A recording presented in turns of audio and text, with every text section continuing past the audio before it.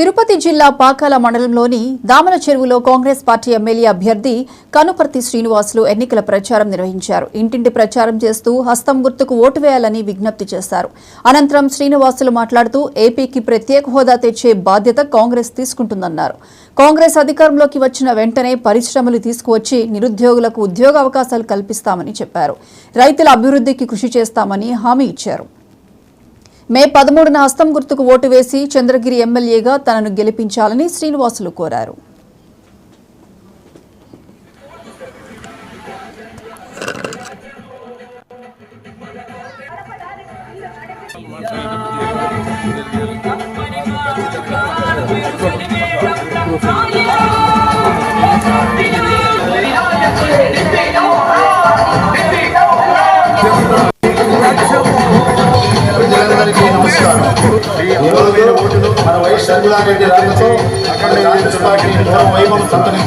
ప్రతి నెల 833 రూపాయలు రైతు పెట్టుబడి మీద, వితంతువులకు 4000 రూపాయలు పెన్షను, వికలాంగులకు అఖండ విజయంతో గెలిపించారు.